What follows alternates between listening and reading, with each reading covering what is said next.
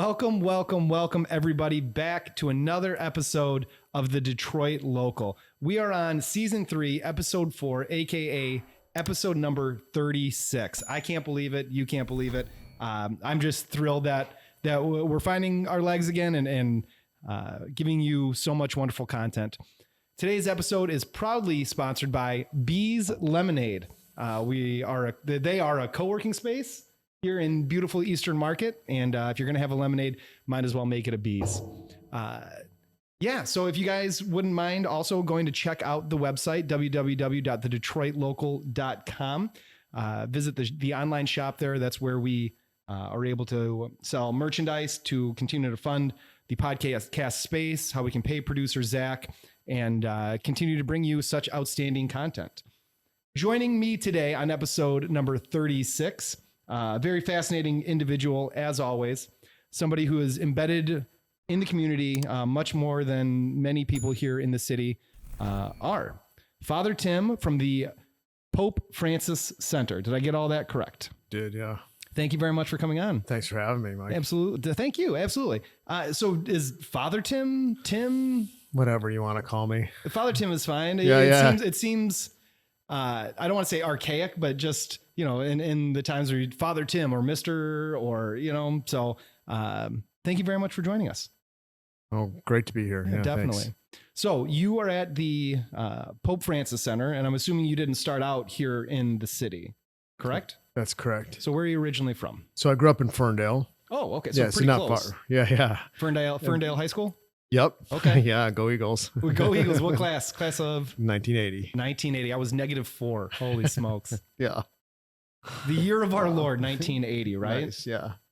So as a young adult, I got involved with the Catholic worker and the Detroit Peace community, who kind of opened my eyes to like what it means to live kind of an adult Christian faith where you're doing the gospel mandate of caring for the homeless and the poor and, taking positions on social issues. And they just set me on fire. And so it kind of put me on a trajectory towards, being of service for most of my life. So you're going to Ferndale High School, mm-hmm. and was this type of vocation in your mind at that time, or was there a certain instance that made you start to consider getting into, and forgive me, I'm not sure if we say a faith-based career, or how do you go from high school to college or to wherever and decide to become a priest? Yeah, I mean, it's not a straight line. No, definitely. There's a lot of things going on in my life, but mostly like my life has been about service. I've been involved in various works from refugee resettlement projects to working with the homeless in various places around the country. I got involved in Central America during their civil war, doing humanitarian work there. So it was just always kind of yeah. Well, we're going to have to rewind on all of those. So, okay. Start at the beginning. When you first decided to maybe start looking into becoming a priest, and specifically the work that you started to do. Like you said, you went to Central America during 80s. A civil war. Well, during the 80s. The 80s. Yeah. I got involved, like I said, with the peace community here in Detroit. And so What's I moved the peace community. So they were just a social justice group in Detroit at the time. The Catholic worker was running a soup kitchen at St. Peter's across from the Old Tiger Stadium. And so they were just doing hospitality, caring for the homeless, feeding the hungry. And I just got involved in that. I started working with them, and I hang out. Were you already a priest, or were you just getting involved in it? Okay. Young. I was like 20, early 20s. A young idealist at this point. Yeah, I moved into the city. I wanted to live in a more simple lifestyle, and I looked into the priesthood for a while, and it didn't really work out. So I knew I wasn't going to fit the mold that was currently being offered. So I moved on, and I saw a smirk. I don't know if anybody else noticed that. So yeah, you're looking into it and you're thinking, maybe not for me, right. At least not yet. Right. You still had a lot of, it's a commitment that I couldn't even imagine having to think about and really decide on, because once you decide on that, that's your schooling, your education, your life. It's not just a career, obviously, right? Yeah. And while it came and went at different times thinking about it, because I would like the idea of like take the service component or the gospel, living the message. Yeah. But my life took in different turns. And so I really didn't really seriously consider it until later. I have a daughter. I was raising her. And so the priesthood was out of the question at the time. Yeah, sure. So after I did the refugee work, I was hired at the Jesuit Volunteer Corps. You're a UD high guy. Yeah, go Cubs for Go sure. Cubs. It's, So- you know what's funny? It seems to get brought up on every single podcast, and I'm not sure if that's a positive or a negative, but it's always like, oh yeah, UD, go Cubs. But there's so many of us floating around. Shout out Tim Colleen, who I'm sure will be watching this. He'd be Tim's a happy to hear great that, guy. Hey, for Tim. sure. So the Jesuit Volunteer Corps is a faith-based like Peace Corps, and so therefore it's a post-grad program where volunteers live in community with other volunteers.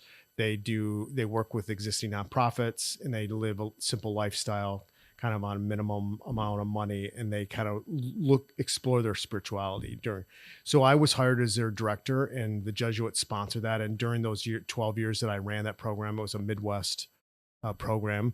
I started to pray with the Jesuits. I started to understand their spirituality. It became the way I understood the world. And so it became a natural progression. My daughter went away to college. She was free and on her own, and it freed me up to go ahead and explore this. And it seemed like a natural fit. I decided to take a whirl at it, and Wow. that's how it happened. Most people, when their kid leaves for college, might consider a separate or different or new career, not necessarily a vocation like the priesthood. So you decide, okay, I'm going to do this. I'm going to take the plunge.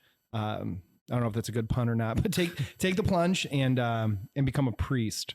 What does that entail at that time? So it's generally it's a 11, 12-year commitment formation. So there's 2 years of novitiate. And then that was in Berkeley, Michigan at the time. And so you do various things. I taught in a school. I worked in a hospice for the homeless in California.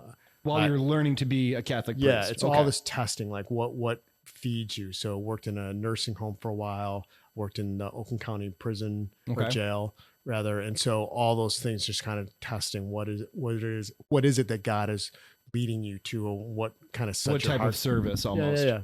So then it's followed by 3 years of philosophy. You get a philosophy degree, and then you teach for 3 years. Holy cow. As a regent.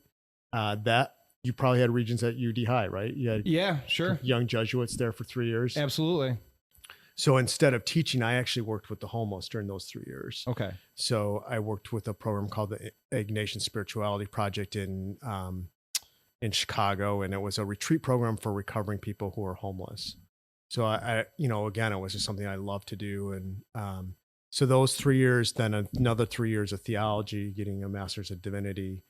So how many years of school? So your daughter goes to college, she comes back, and you're still in basically funny story, church college. I don't know if that's what you want to call it. But. Well, the funny thing is, they sent me for philosophy. They sent me to Loyola Chicago, and my first year was her final year at Loyola. Oh, she's finishing up a degree. She's probably like freshman. Beat it, nerd. You can't come to these parties. No. No, she was like my mentor. Like I was like, how do I do? I hadn't been out of school for 13 years, and so. Like, I'm like, how do I do this? So I gotta buy my books for philosophy 510. What the hell? Heck, sorry. And she got to go around introducing me as her dad, which was kind of a fun. Her dad, the Jesuit. So she had a lot of fun with that. We're very close. We've always been close. So isn't there a movie? Producer Zach, you might know this. There's a movie starring Melissa McCarthy where she goes back to school and her daughter is there, based on his exploits. Yeah, no, I'm kidding. Yeah, right. It was a good movie though. So, okay, so you're at Loyola, and at this point, you're back into the religious theology studies. You're getting a philosophy degree. Mm-hmm. So this is how many years in school now? So after 3 years of philosophy studies, then 3 years of theology. So I didn't actually do a degree in philosophy. Most of guys, because I was older when I entered, I just did the kind of church requirements for philosophy, but most guys get a degree. And then I went on to get an MDiv out in Berkeley. So that's a Master's of Divinity? Yeah. Okay. Yeah. And what is a Master's of Divinity for? Because I've just myself, these are terms that I've heard many times over and over as I affectionately call myself a recovering Catholic. I've heard these terms. What is a Master's of Divinity? Because most people would think, well, if I want to be a priest, I sign up and there's, some rules and not. And So it's a master's degree. It's based in theology. You know, you're doing social theology, ethics, you know, all kind. Yeah. You know, you're doing the gamut. Logic. They're learning canon law. You're doing logic, right? So do a degree in that. I finished up in 2015. Jeez, oh Pete. I was a deacon out in California. Then I moved back here for my first assignment. So they really, I'm not going to say they try to weed you out, but they definitely put an emphasis, at least in the Jesuits. This is a Jesuit program, I'm still assuming. Mm-hmm. They put quite an emphasis on education. Jesuits and- are known for being educators. Yes, and service over self, Yeah, yeah. basically. So you get out and you're like, oh, all right, I'm a priest. I don't want to say get out. Like, it sounds like, you know, I did 6 years at Berkeley and 3 at Loyola. And no, so you finished the program and you are now, I was ordained in Chicago. okay. They we discerned my first placement as a Jesuit priest, and the 3 options were the Indian reservation in South Dakota, I think the refugee camp in Ethiopia, or Detroit. And And you chose Detroit? I said, send me where the need is greatest. Oh, that's such a Jesuit thing to It say is. too. It was, and I was thrilled. I mean, this is my hometown, so I'm Yeah. back in the city that I love, doing the work that I love. So I was placed at the Pope Francis Center, which was the St. Peter and Paul Warming Center. Correct. at the And what time, year was that? 2015. Thank goodness they didn't call your bluff and send you to Ethiopia, because you have been doing amazing things at the Pope Oh, Francis thank you. Center. Yeah, yeah. Absolutely. So so now you get your first assignment 2015, only 5 years ago. And it was not yet the Pope Francis Center. I don't even Right. think Pope Francis was the Pope at that time yet. He was the Pope at that time. Yeah. Okay. Well, there was a quick one where oh my goodness gracious, I can't believe I'm starting a conversation like this. Benedict Uh-huh. left, Mhm. and then, which was like a huge controversy at the time. Mhm.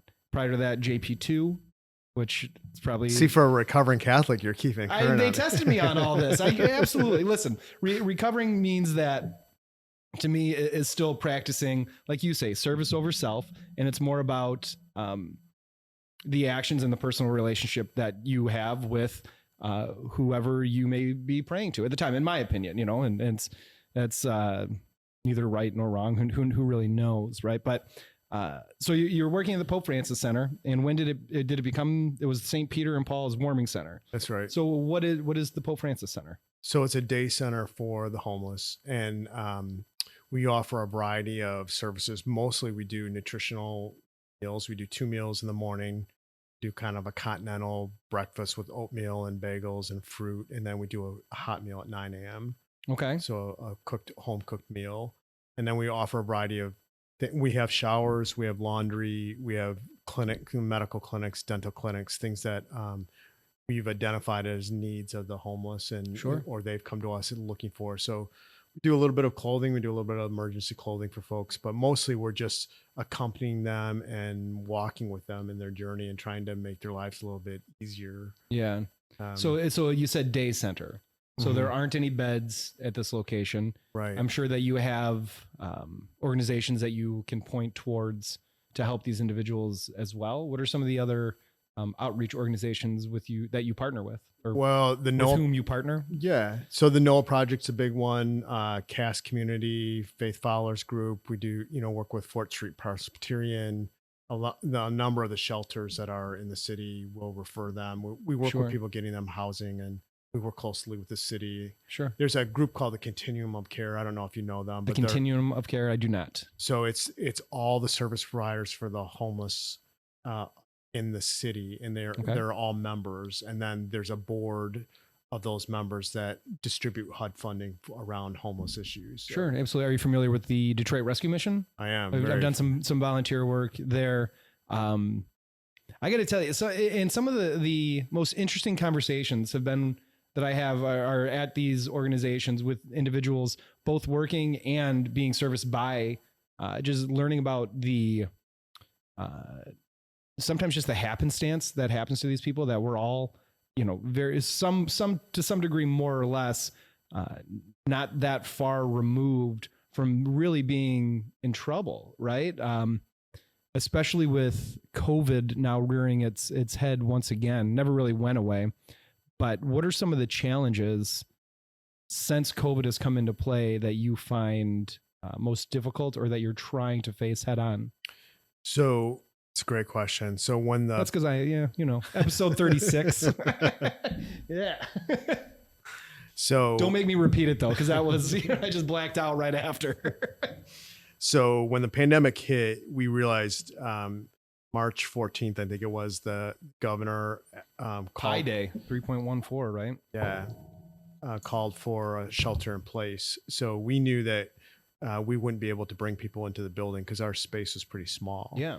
So we pivoted and we figured out how to move out into the parking lot. So we put up some circus tents. The University Law School, who we share the parking lot with, gave us some space. And I think I've seen even the shower trucks coming in. We have a shower trailer that sits out there. Oh, we just goodness. moved it, but so folks could shower, they could eat, we could serve the food out the door. We stopped having volunteers help us just to keep everybody safe. And so we put in a protocol in place for the staff, and then we feed people out the door. They can go sit under the tents and eat their meals, so they have a little bit of shelter from the elements. So, just kind of figuring out like what's next. How do we do this? We put out hand washing stations and porta johns because they didn't have access to that anymore. Yeah. Where they could go into buildings, do businesses, and use bathrooms.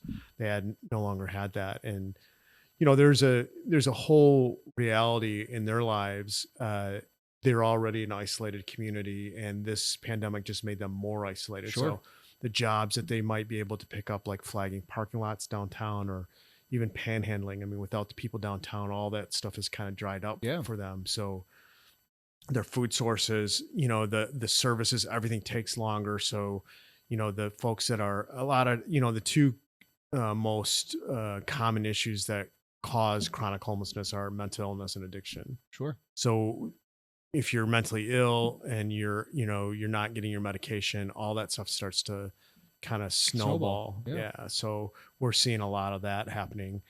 But then as the winter was coming out, we were looking at those tents thinking we're not going to be able to do this outdoors any longer. So I was, meeting with the mayor's office and talking through like, what can we do? And actually, two football coaches at Shrine High School, my program director and the CEO of TCF Center, got to talking one night and started to say, is this a possibility? So we met with the staff at TCF, or formerly Cobo Hall, and we said, is there a space for us here? And they were phenomenal. They just were like, how can we help? And so they gave us the lower level of the building.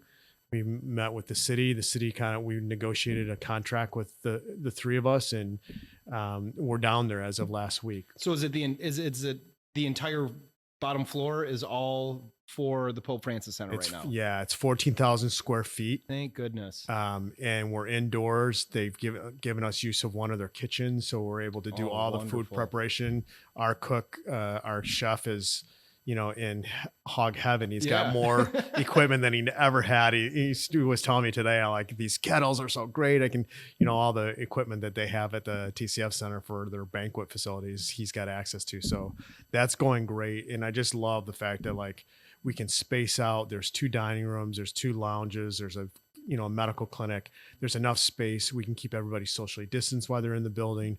Everybody wears masks except when they're eating in the dining room. Yeah. We've got air purifiers in those rooms, and you're doing absolutely everything possible to keep everyone safe. Keep everyone safe, keep everyone fed, and keep everyone warm. And we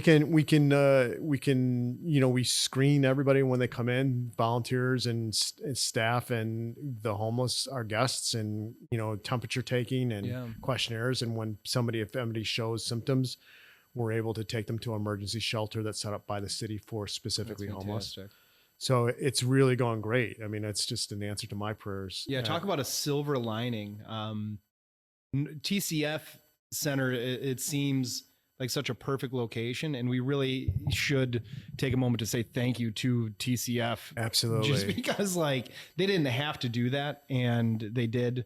And normally we wouldn't give out any free ad reads, right, Zach? But today, TCF Bank, TCF Center, by all means, thank you so much for opening your corporate arms and welcoming the Pope Francis Center. Yeah, because it's a challenging commitment to make. They have to protect their asset. That's what they're there for, and they knew that they could run into problems with people wanting to use their building after this, but they just said, this is an important thing. We're a community partner and we want to help. So yeah, we're willing to bend the initial rules to help the community at large, which I don't know. It sounds like kind of a Jesuit thing to do in my mind too. Bend the rules a little bit when they need to be bent in a morally straight and ethically correct way. very well said. Yeah, very well said. Well done, I spent Mike. a lot of time in jug detention. All of my U of D classmates will understand.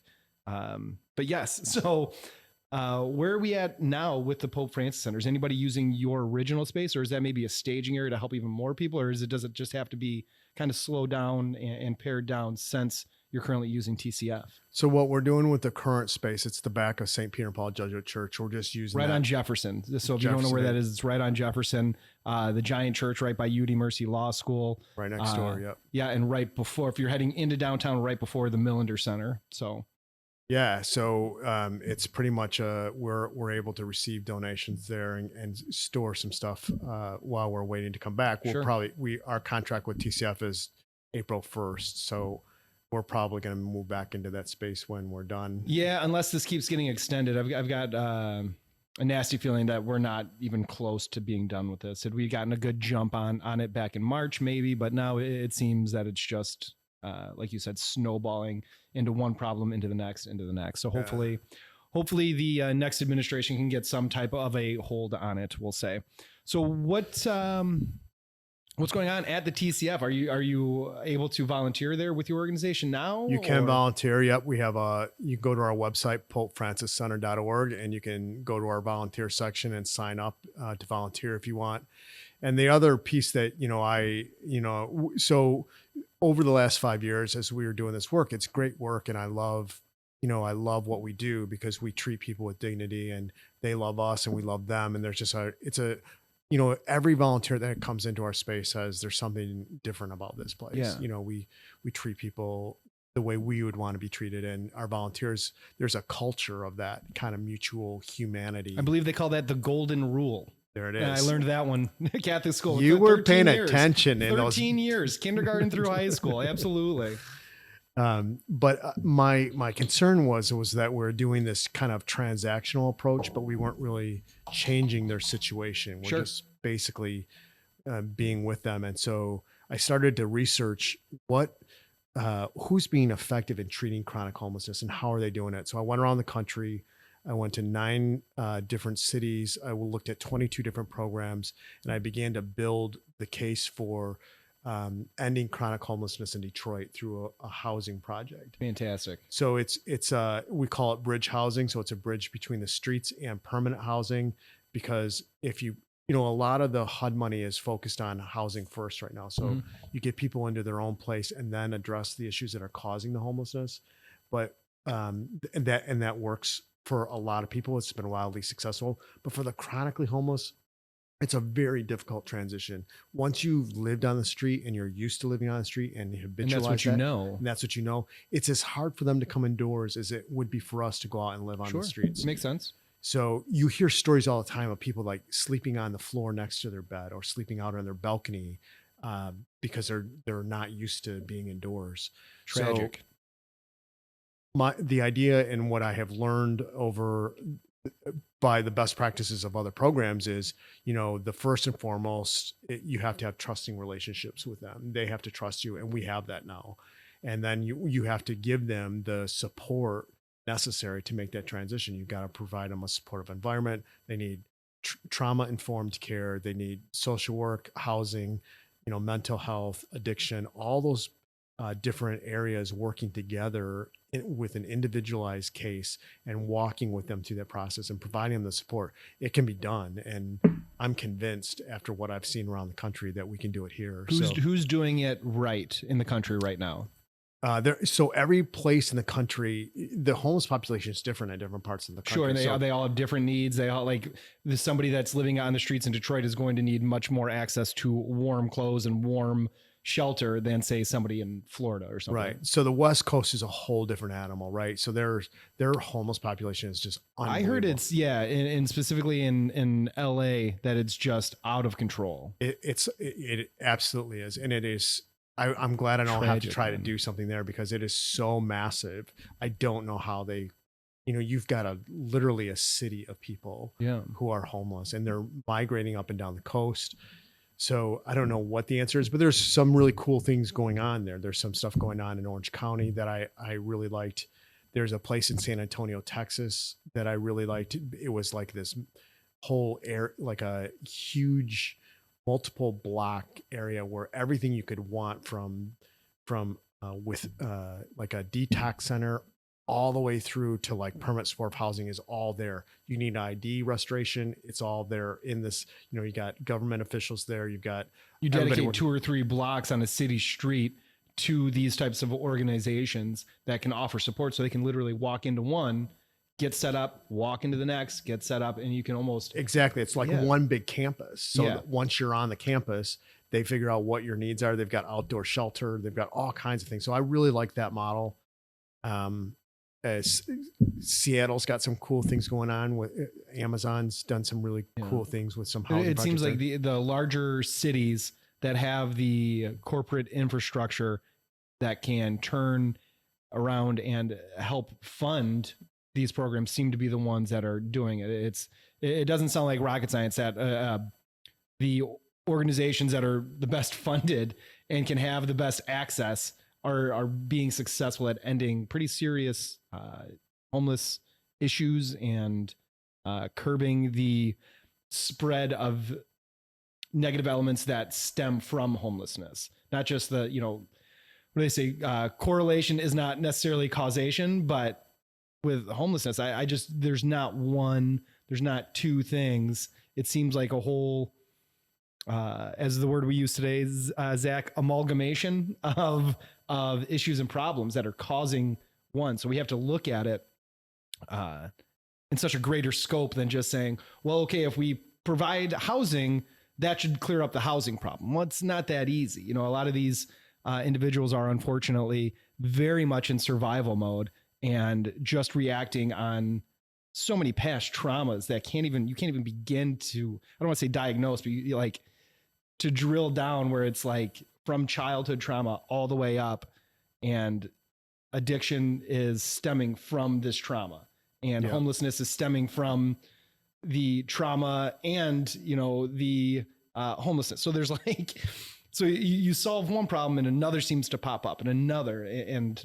there's even trauma that continues on the street. Like they're like, people will, someone will pull up next to them when they're panhandling and throw food at them and, be a real yell asshole. at them. Yeah. So they're preyed upon, the poor preying upon the poor, the shelters become a place where they're in danger. So there's all this added trauma on top of what they've already experienced. So it's just like trying to unpack some of that and kind of find their place where they can begin to heal, and which will allow them then to become more self-sufficient. It breaks my heart every time I feel like I may be doing enough that it makes me feel like, okay, I'm doing enough of my part. You hear stories like this and it's like, oh shit, man, I can do so much more with what I've been fortunate enough to have received in my life. I just want to pass these gifts back out somehow. So how would somebody in my position, or just, a guy or a girl, whoever is thinking, maybe I've got some things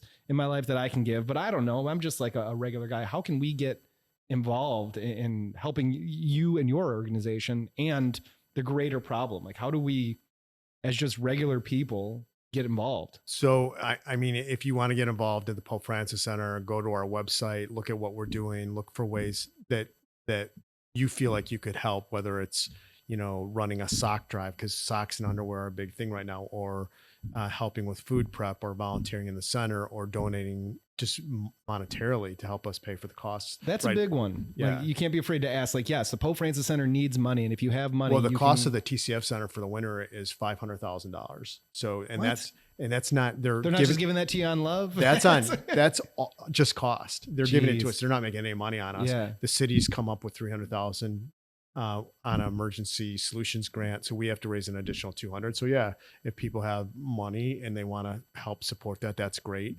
You know, Where can they go to donate money? Right If to they're our listening right now, exactly where can they go to make a donation right now? PopeFrancisCenter.org. Okay, so I'm going to give everybody 5 seconds. Open up another tab on your browser. Go to popefrancis.org.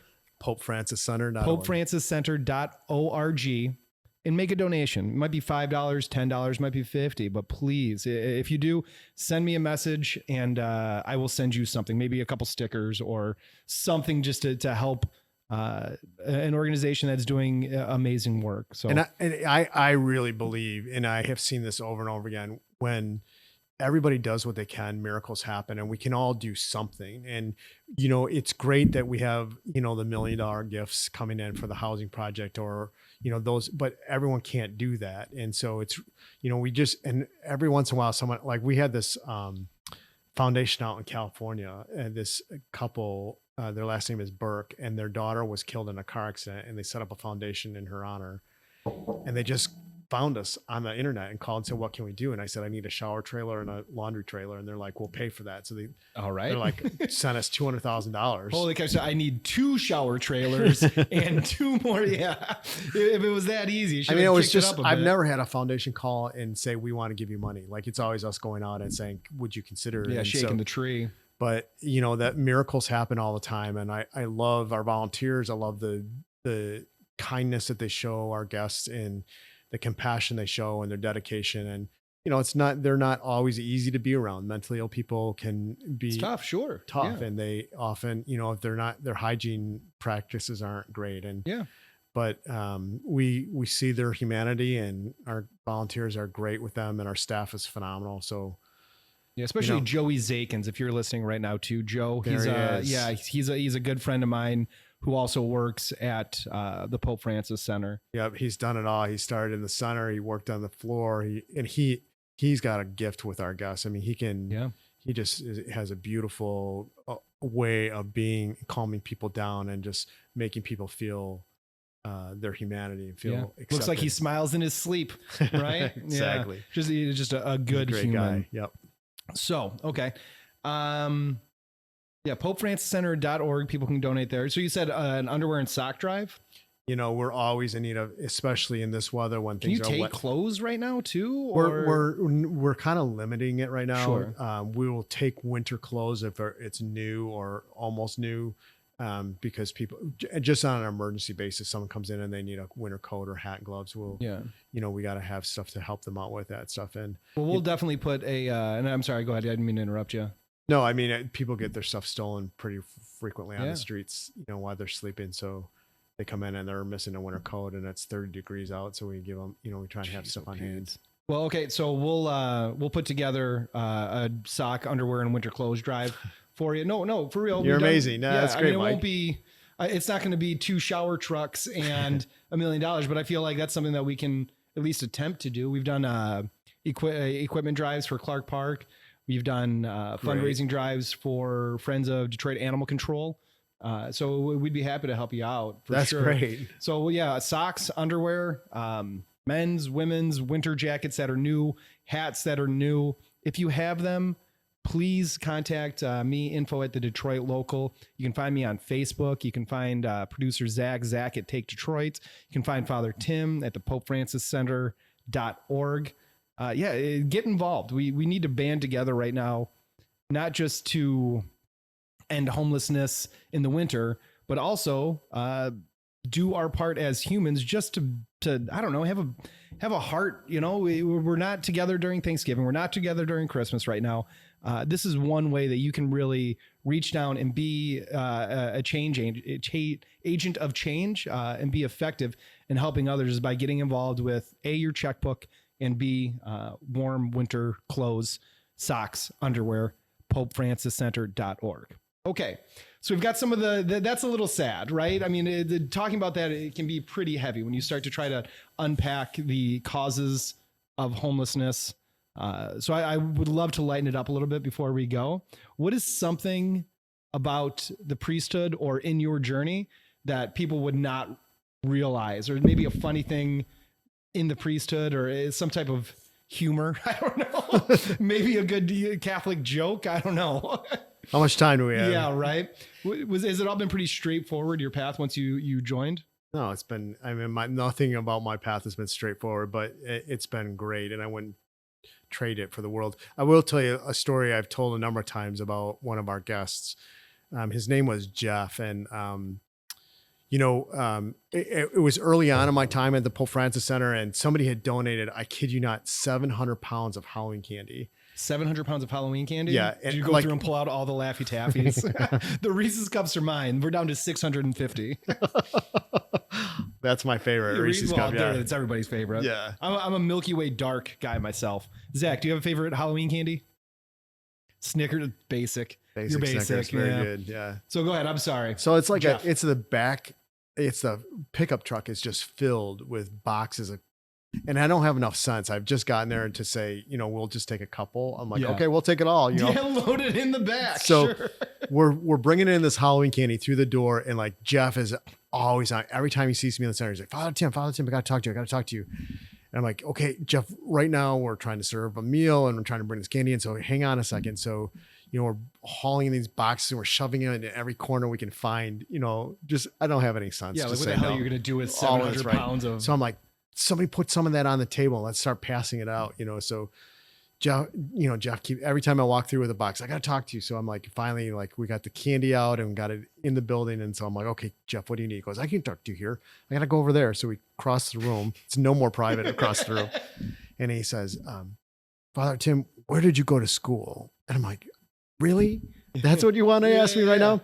In the meantime, I've got 200 people, mentally ill people, jacked up on sugar because they've all been in and out.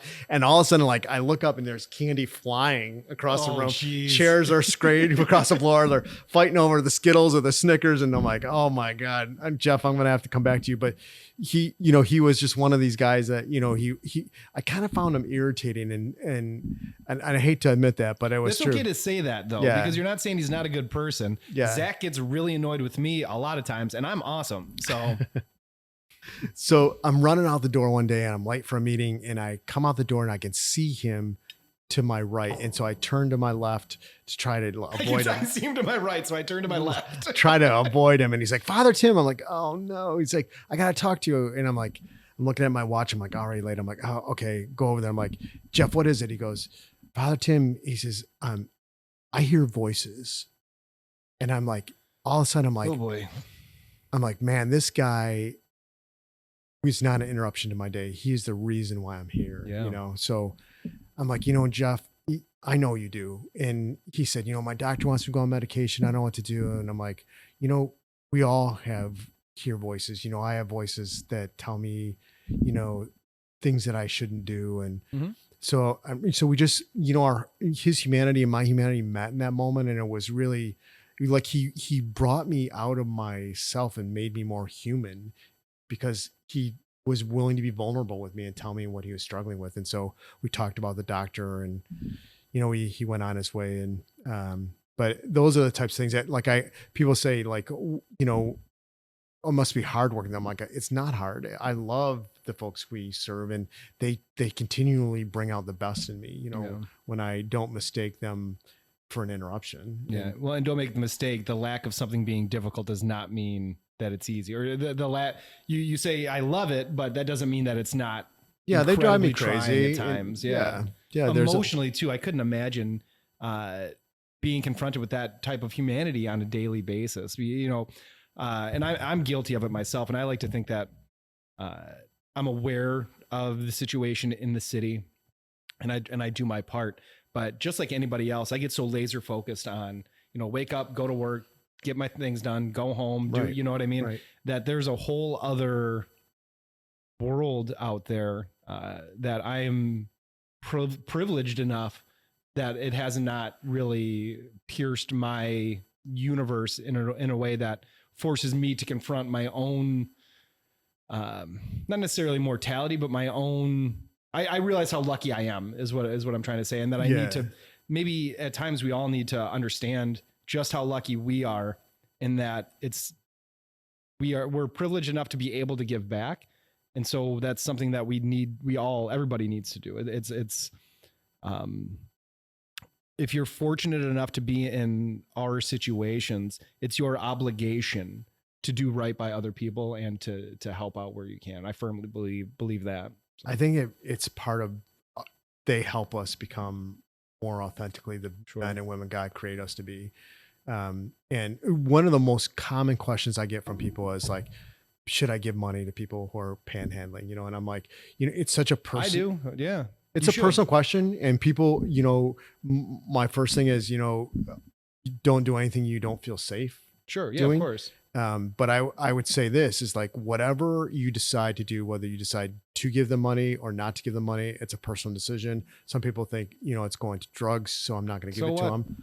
Good. That's their money. That's the money that you, what are you going to, sorry, go ahead. I didn't mean to interrupt. No, that's okay. I get heated about that topic because when I give somebody money, it then becomes their money. I forfeit any right that I have to tell you what to do with this money that I just gave you. So yes, if you have $1 or $2, give it to the person that's asking them. If they spend it on drugs, they spend it on drugs.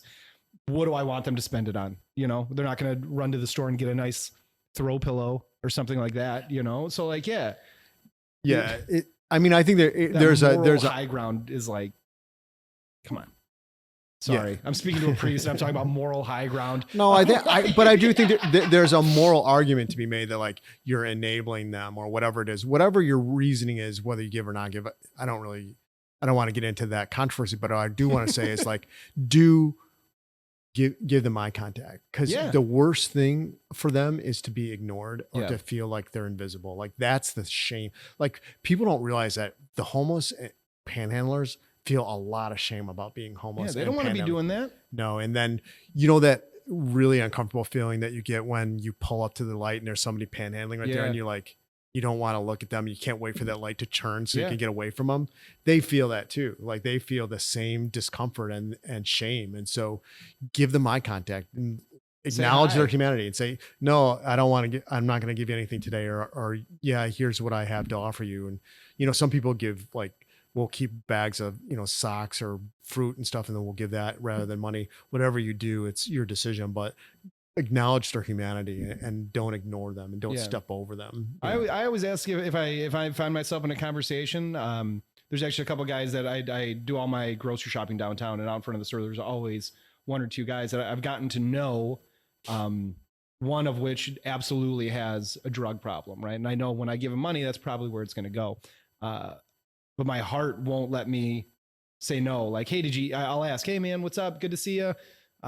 Did you eat today? Oh no, I didn't eat today. Okay. Well, I got, you know, $1 and let me grab you a sandwich or something. But I'm one that when I was younger, I used to think, no, just, you know, don't give them money. But then I realized like, who am I to pass any type of judgment on whatever personal hell they are clearly going through. So if it's $1, $2, whatever, like, and people that get uppity and they're going to spend it on drugs. Like, dude, I don't know. You're probably going to spend it on a beer too. So I don't know. I try not to judge people. I did have a guy smoking a cigar was saying the very thing to me. He's like, I'm not going to give them money. They're just going to go out and buy cigarettes. And he's sitting there smoking at the time. I'm like, oh, that's interesting. Like, you know, it's okay for you, but not for someone else. I don't know, man. We're just so lucky to not be in their shoes, that if I can help in any way. So the most important thing is like, I don't know if you know Greg Boyle. He runs the Homeboys out in California. He's a Jesuit. Not sure. Great guy, but you know, he keeps talking about the kinship of humanity and like breaking down the walls between us and them until we just keep widening our circle until there's only us. Like that's what we are called to do, I think, as Christians or as moral people. It's like it's not them, it's us and them, it's us, you know, and they're part of us. And so the more we I think right now too, with the way the divisions in our country are so strong, like we've got to start to break down those us and them mentality. How do we do that? Hit you with the trick question. How do we? So and the two factions are seemingly moving further and further apart. Yeah. How do we try to bridge that gap? I mean, just finding our commonalities, I think. And I mean, I see this all the time. People come down to volunteer and they're super afraid of the homeless and are afraid of, you know, come down at 6 a.m. in the winter. It's dark out and you're coming in the building. And they're afraid of coming downtown. And then they start to meet and talk to the homeless, and suddenly it's like, oh, these people are human. Like they have names and they have childhoods and they have stories, and suddenly they're not something to be feared, or it's not them, those guys. It's, they become human. I think, and that's the thing. I don't know how we get there, but I think we've got to find our humanity again. Yeah. Understanding is only reached through confrontation, I believe. Right. So you can read a book, you can think and talk as much as you want, but without being face to face, boots on the ground, you're never going to understand somebody's story or begin to bridge that ground. And I think we could all, take the time to extend an olive branch, whether that's to an individual who's suffering from homelessness, or that's somebody that you just simply don't agree with politically, or someone that you've had differences in the past. So maybe we all take a minute just to be thankful that we're healthy and to do that. So Father Tim, it's been absolutely phenomenal to have you on. Been great. It's great talking with you, Mike. Dude, it goes by so fast. It does, especially when we get talking. Would you like to come back on again? I would love to. Yeah. Okay. So anytime you have something going on, let me know. We'll have you come back on. Bring Joey next time. Okay. I want you to explain to me what a recovering Catholic is. And recovering Catholic. That'll be on the next one. All right. That'll be on. This is drink it all in. This is a recovering Catholic. It's somebody who, I grew up in the Catholic Church, went to St. Clair of Montefalco for grade school, and then U of D for 7th through 12th grade. Our church was our neighborhood church over in the Cass Quarter, St. Patrick's, which is now closed down. So at that time was like a rock and left liberal church at the time, right? Father Duffy and all that stuff. So, and then I fell out of what one would call their faith, pretty much. Catholic Church has not been free of controversy, and I took it personally. So I had to find my quote unquote faith on a personal level, rather than going through the motions of, you have theology class, you have the Old Testament, New Testament, marriage and family, and all these other theologian or theologic classes stacked on top of each other. In order to break out of that, what you're being told, then you have to find your faith on yourself. And for me, it ends up being much more about faith in action, right? Which very Jesuit. Yeah. You can talk a big game all you want, but if you go to church on Sundays and then you leave giving people the finger on the way home, well, you've just totally negated what the whole idea and concept of religion and God to me would be. So love one another, treat each other as you want to be treated. Doesn't sound like rocket surgery, but it's amazing how far we have to go. So thank you so much again for coming. And where can people donate and look up more about the Pope Francis Center? PopeFrancisCenter.org, www.PopeFrancisCenter.org. Please go there and make a donation. Producer Zach, you got anything? I love you too. Is that what you said? What? I love you. I love it. Great conversation. Absolutely. All right. If you guys got any questions, hit me up, info@thedetroitlocal.com. Check this episode out on YouTube at the Detroit Local from Take Detroit Studios, live inside of Eastern Market. If you want to work together, shout us a holler. Let me know. Thank you. One love. Goodbye. Done. Nice.